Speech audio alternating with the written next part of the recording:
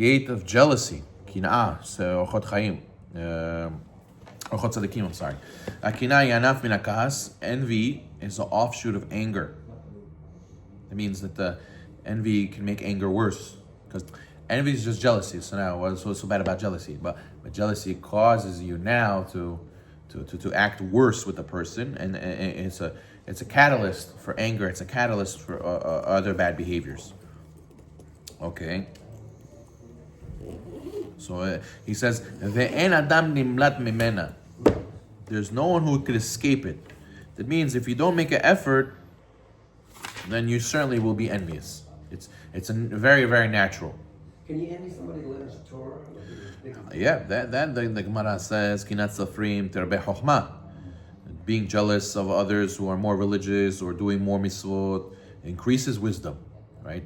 We learned the Gemara way in the beginning of Bava Batra. If you have a certain neighborhood and one school wants to open another school, even though there's another school over there, you're allowed to. Why?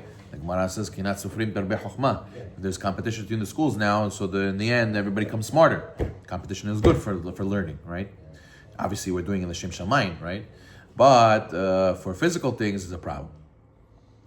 As he says, it's natural. It's normal when you see your friend, you see your neighbor, he acquires something new, whether it be food, clothing, house, or money. What does the person say to himself?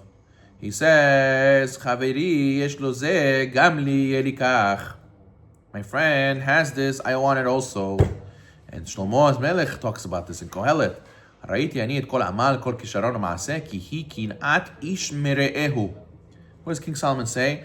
I see all the hard work people do, all the craftsmanship I see people do. What is it? Was one man's envy of another. What did the other day pull this person to do a better product than the other one? Because he was jealous. The person saw he did like that. Now, guys, we have to work harder. We have to make better. We have to make more than they make. So then the day, what was the fuel? The fuel was jealousy. You tell this guy, why do you work so hard? Why did you go to school so many years to finally be able to where you are today? Because I saw this guy, I said, I have to have better. And therefore, he was willing to put his head to the grindstone, working very hard, many years, do a lot of things he didn't want to do, just for the sake of his fulfilling his desire of his jealousy. And it's normal. How much more so today? Back in the day, what somebody bought down the street, you never knew. Maybe you knew what your neighbors bought. Maybe you knew what your neighbors had. You saw your neighbor's car. How would you ever see the guy 10 minutes away, what he has? You can't. So jealousy wasn't. Now jealousy is even more intense. Why? Today you see what everybody has. Today there's the social media. You could share everything online. You see how the Goyim live. You see how the Jews, the rich Jews in this area live, the rich Jews in that area live. You see how they did their wedding. They see how they did their party. You see how they did their vacation. You see how they drive their car. You see how they live in their house. What kind of house they built. All these things. It's normal. Normal doesn't mean it's good. It's okay. We have desires also for immorality, right? That doesn't mean it's okay because it's normal. It naturally comes. It doesn't mean you act upon it, right? So it's normal to have jealousy, but it doesn't mean you act upon it. You have to overcome it. But you should know, in our generation, how much more so.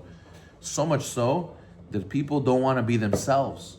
They want to be somebody else. They want to be like everybody else. So much so because of jealousy. One who is overpowered by this trait is extremely despicable. Why? It leaves a person to lust. What does it mean to lust? Lust doesn't mean... Lust is a very intense desire.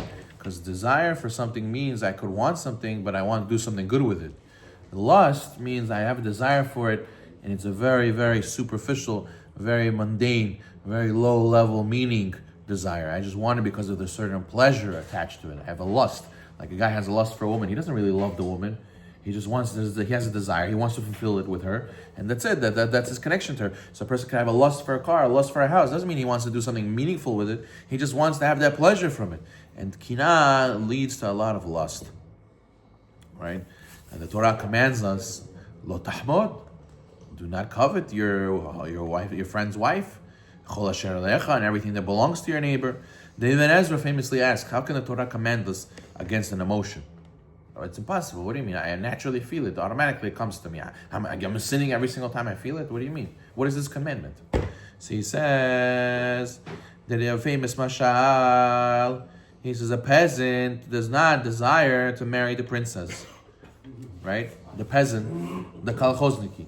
He sees the princess. What does he think? I have no chance. That's not for me. It's what do I have to look over there? Yeah, she's beautiful. Yeah, she's smart. Yeah, she's everything I want. But it's not for me. Why should I waste my time with that, right? So therefore, the guy who sees what his friend has, he has to feel the same thing. He has to have such a emunah. This is for me. That's for him. It has nothing to do with me, what he has. And therefore, what do I have to pay attention with that? What is that for? What am I... So I sit here and think 10,000 thoughts. It's going to bring it closer to me. Well, it has nothing to do with me, right? People only desire things that they think they can get. The mitzvah, lo tahmod, says that you have to trust what others have, Hashem gave them, specifically for them. And whatever you have, He's specifically for you. And imagine, you open your mailbox, it says, not Avraham, it says Shalomo. I'm going to open this mail. It says IRS. I'm going to get nervous. It says a check from work, from the business. You could see it says $10,000 inside, but it says Shalomo on it. You're going to think, maybe I should keep it for myself, It's not your name on it. You have nothing to do with this. It's not for you. What do you, even if you go to the bank, it doesn't say your name. So you can't do nothing with this. So what are you thinking about this? So therefore, that's what a person has to remind himself, the Ibn Ezra says. His wife, his car, his house, everything he has, same way. And when he covets, what happens if you fail in the test?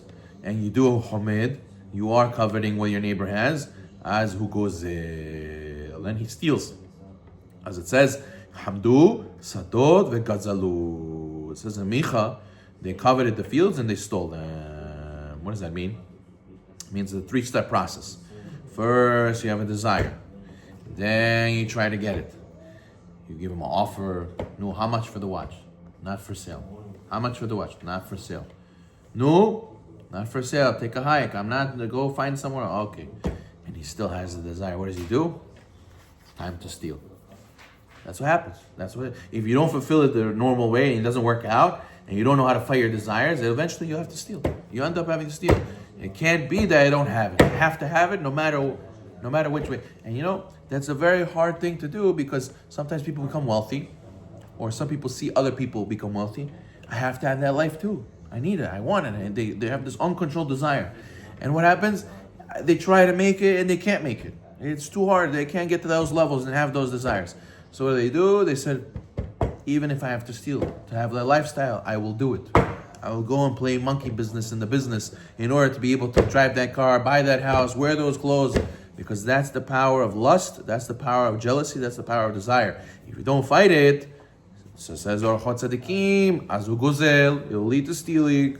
As it says, ki ma'aseh ba'adam, ki adam asher hamdam mitgaberet bo karov la'avor ala seret dibrot. Why is coveting the last of the 10 commandments? Says the sages, that because when a person has no control over lo tahmod, you don't control your desire of jealousy, you're going to go and transgress all 10 commandments. There was a story, we'll end with this, that the man who had a wicked neighbor, whose property was separated from his own by a wall. The wicked man desired the neighbor's wife and his possessions. So one Friday he heard his neighbor tell his wife, I want to go away for the day on the business. And he did. What did he do? Erev Shabbat, he broke down the wall. What did he do? So Shabbat, at night, Shabbat, he broke the wall. Then he violated the woman. So he did adultery. Then he started stealing his money. And the woman started fighting him. And he killed her.